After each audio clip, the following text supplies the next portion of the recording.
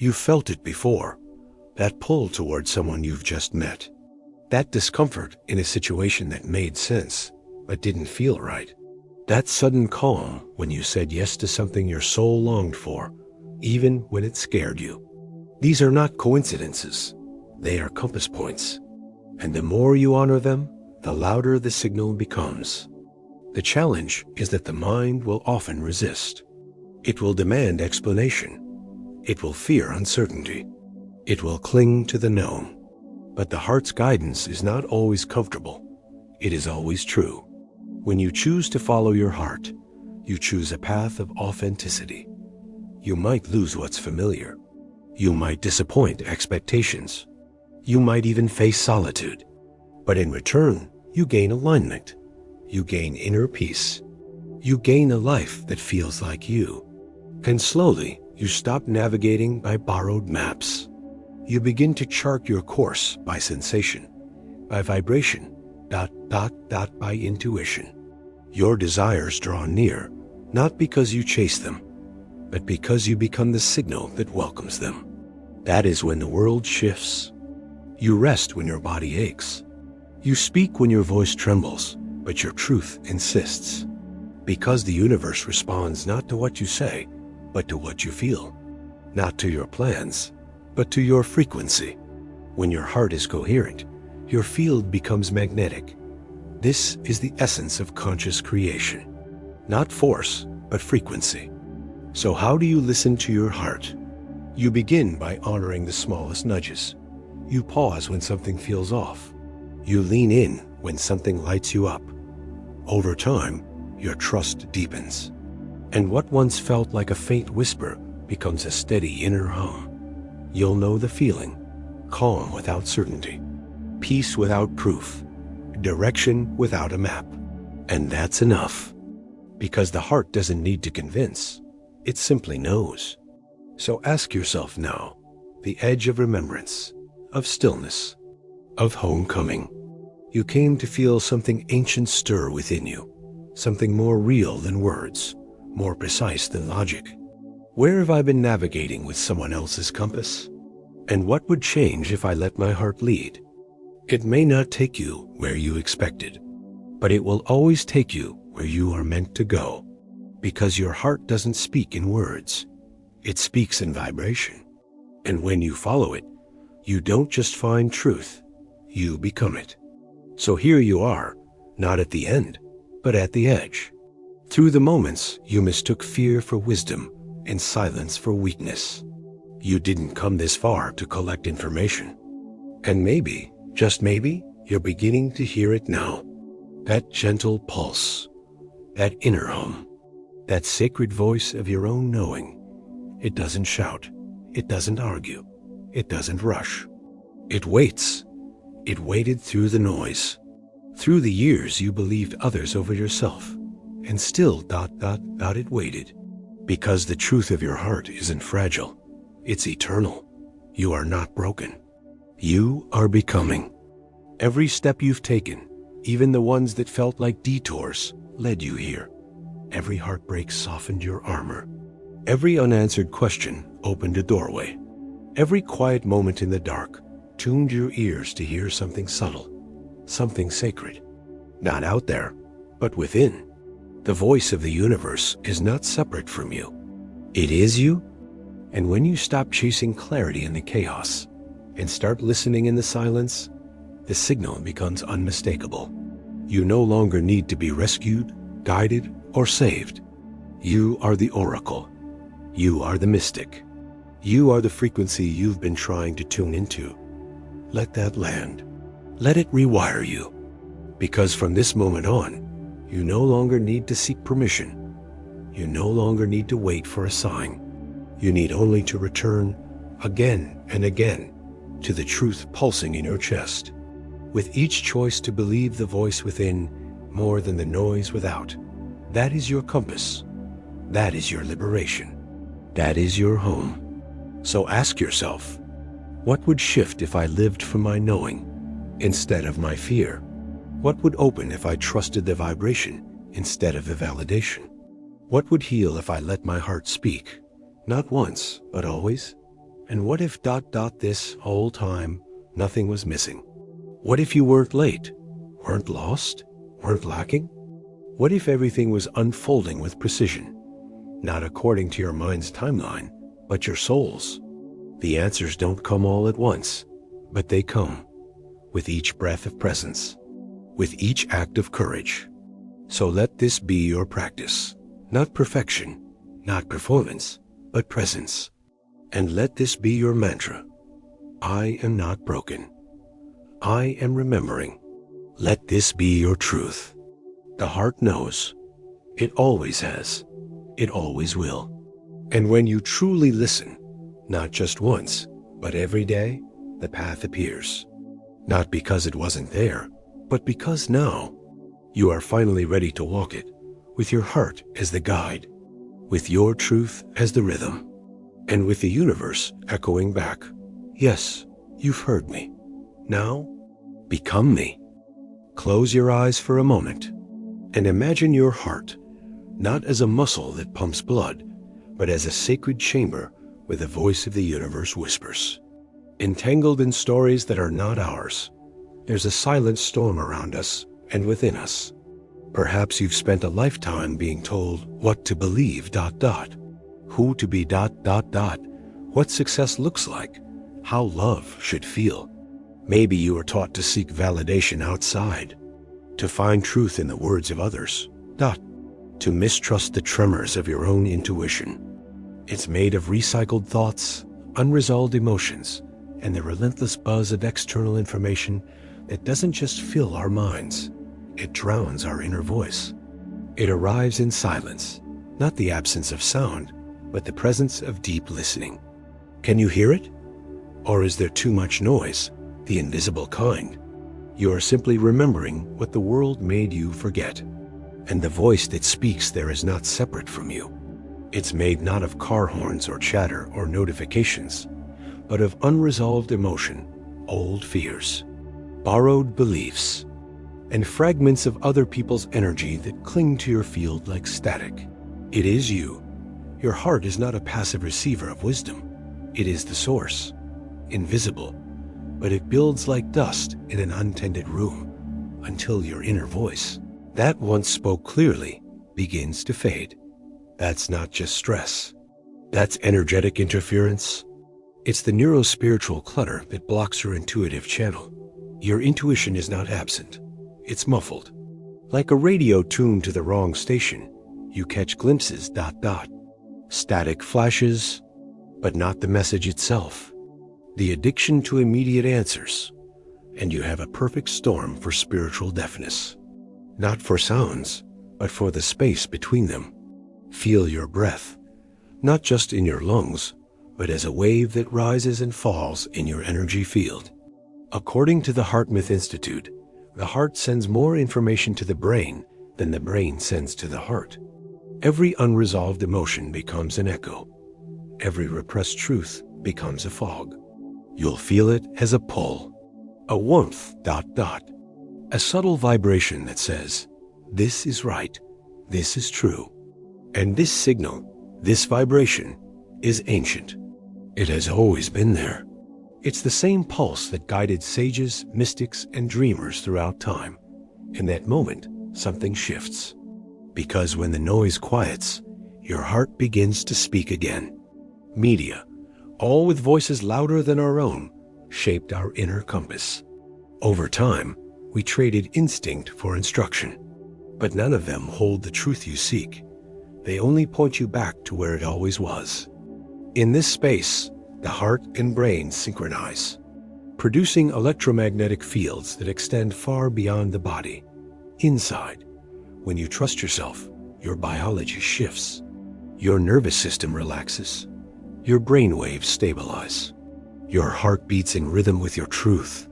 Answers rise not from analysis, but from knowing. Yet still, the pull to seek outward remains strong.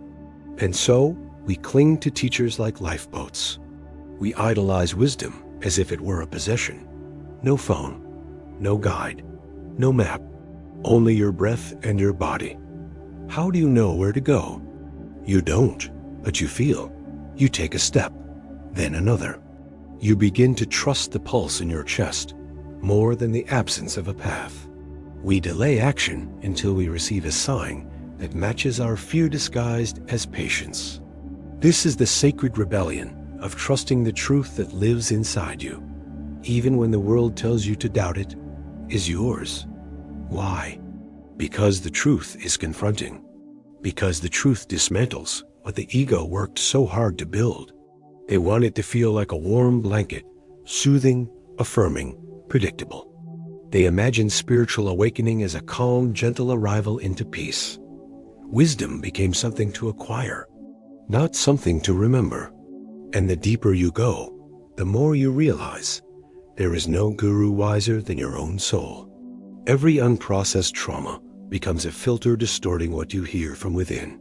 And this information is not just electrical, it's emotional. It cannot be handed from one person to another. It must rise within you.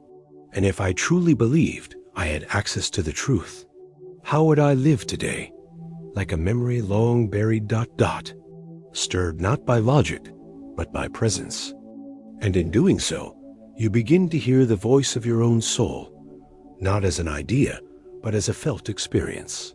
We live in a world intoxicated by speed, flooded by opinions, and reach outside for confirmation.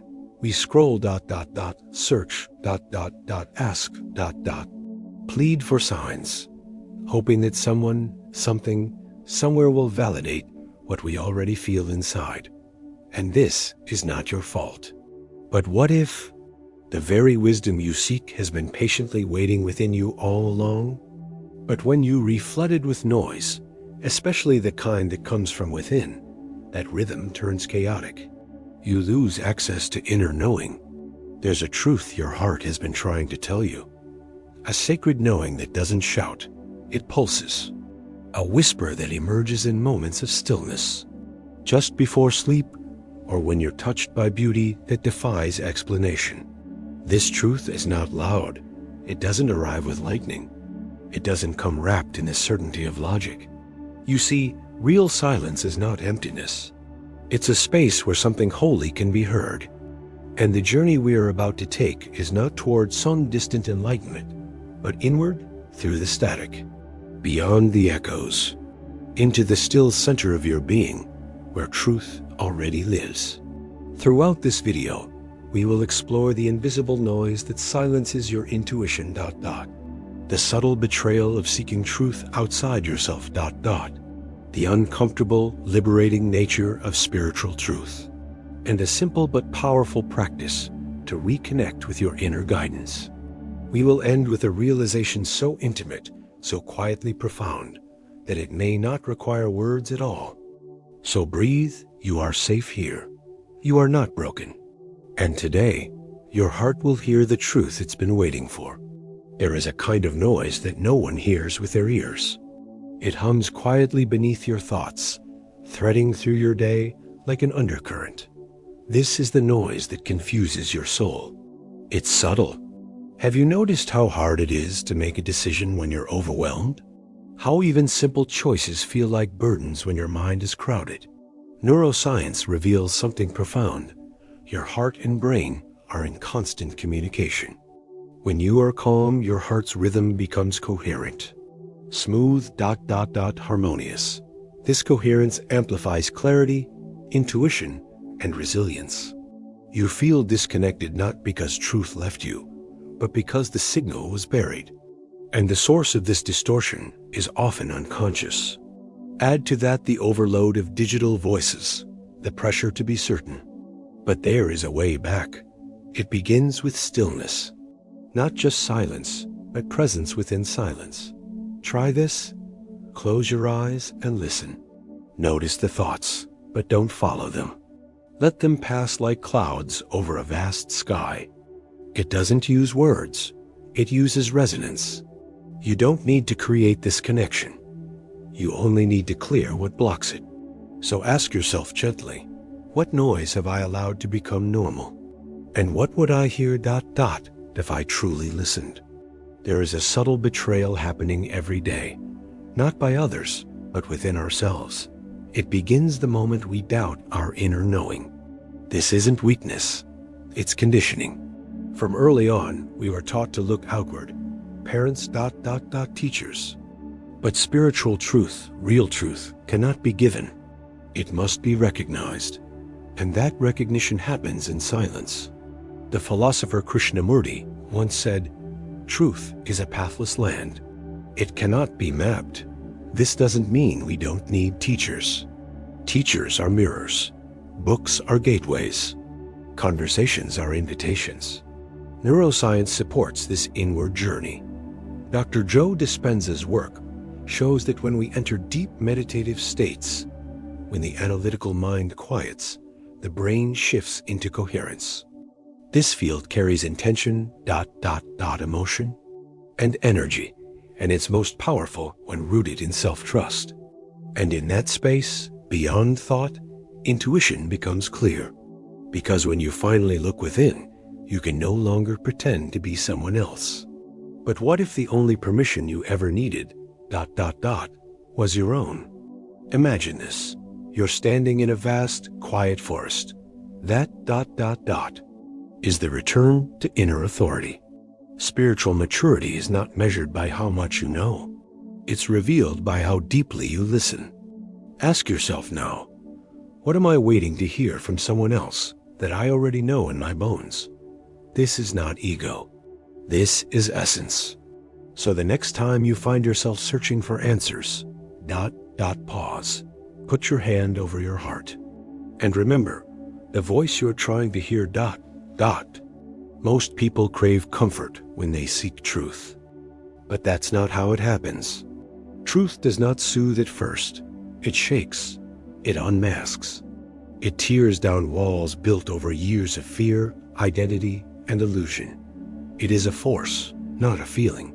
And when it arrives, it often brings with it discomfort, grief, and disorientation. Why? Because real truth doesn't validate your ego. It liberates your soul. And the soul doesn't grow through comfort. It evolves through confrontation with what is false. And this dissolution can feel like death, not of the body, but of the identity, the roles, the expectations, the masks. Carl Jung spoke of this when he said, "One does not become enlightened by imagining figures of light, but by making the darkness conscious." The truth is not always light-filled. Sometimes it takes the form of a quiet collapse, the falling apart of who you thought you were. You either resist and cling to the familiar, or you dive in and trust that the waters know your name. We fear this collapse, but it is sacred, because the ego, that intricate structure built to protect and define us, must dissolve for truth to rise. They believe that if it hurts, it must be wrong. The pain is not the enemy. Pain is the peeling away of illusion. In the beginning, you may feel lost, disoriented, like everything solid is crumbling beneath your feet. That is the threshold. That is where real transformation begins. More real, more free. It's like standing at the edge of a vast ocean with no shoreline in sight. Neuroscience confirms this shedding process. Dr. Bruce Lipton, in his studies on epigenetics, showed that our beliefs literally shape our biology. You begin to feel lighter, not because everything outside has changed, but because the weight of pretending has fallen off. When you uncover a painful truth, when you face the limiting beliefs passed down to you, your body reacts. Keep going. If everything is falling apart, let it. You are not breaking down. You are breaking open. Old neural patterns fight to survive. Your nervous system may flare. You are truth itself, remembering itself. Resistance arises not because the truth is wrong, but because the old self fears its extinction. Not just to shut out the world, but to return to the place where everything true waits for you, just beneath the noise. It could be something small, like whether to rest or move forward, or something immense, like the direction of your life. Feel the weight of that decision in your body. Not the logic of it, not the pros and cons. Feel it. But underneath it all, fear is a contraction, a shrinking away from what is most alive in you. But with each breath of presence, with each moment of surrender, new neural pathways emerge. New emotional patterns form. Your chemistry begins to reflect your consciousness. And that is liberation. Still, many retreat at this point. They confuse discomfort with danger. Neuroscientists have discovered that the body often knows before the brain understands. Gut instincts, heart coherence, intuitive hits, they're all part of a language deeper than words. Ask yourself, have you ever had a moment when a hard truth shattered your world, only to later realize it was the doorway to a deeper peace? Speak it aloud. Let it integrate. Then ask again. That is the paradox of truth. It may burn your illusions to the ground, but from those ashes rises a self more whole, a bypass around the analytical filters that scramble your clarity, a direct route to the wisdom that has no need for justification. But the fear won't steer. It will ride quietly in the back seat while your truth drives. But to the original frequency of your being, the one that knows without needing proof, as if each inhale is cleansing the dust from a long-forgotten mirror. And with that breath, ask yourself this question. Truth demands that we die to what no longer serves. But in that death is a rebirth so profound, it cannot be described, only lived. This is why the path of awakening is not always serene. It's raw, it's holy, it's untamed. It pulses. This compass is your heart. And yet, beyond the unraveling, there comes a moment of stillness. A moment when the noise settles. A moment when you realize but a sensation. Not a plan, but a peace. Not a direction, but a permission to finally be who you are. It doesn't hurt you. It doesn't need evidence. It doesn't ask for permission. Why? Because it doesn't shout. It whispers. It simply vibrates in harmony or dissonance, depending on the alignment of your path. It's to allow your decisions to arise not just from the brain, but from the coherence between brain and heart. You are not the roles you played. You are not the beliefs you inherited. You are not the pain you carried. You are presence. Your intuition increases. Your stress decreases. But the heart's signals are subtle. To hear them, you must become quiet. So if you're in the midst of the shaking, and on the other side of the truth that hurts, is the freedom that heals. To live heart first is to choose alignment over approval, to prioritize resonance over reputation, to follow feeling, not formulas. This heart-brain communicates with your cranial brain via neurological pathways, hormonal responses, and energetic fields. A resonance, a sense of this is right or this is not mine. Close your eyes. One voice, the voice of your heart, plays the frequency of your soul's truth. But to hear it, you must first tune out every other station. Now, bring to mind a decision you've been circling. Where does it live? In your chest? Your gut? Your throat? Now, take a breath. Deep, slow. If I wasn't afraid, what would I know? This is not a question for your mind. It's a doorway. You see, fear has many disguises. It dresses up as patience, logic politeness, and even spirituality. Truth, on the other hand, expands. It doesn't always feel safe, but it always feels real.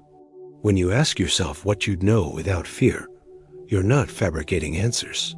You're uncovering them. You're peeling back layers of noise, conditioning, and survival instinct, and listening for the frequency that vibrates only when you are in alignment.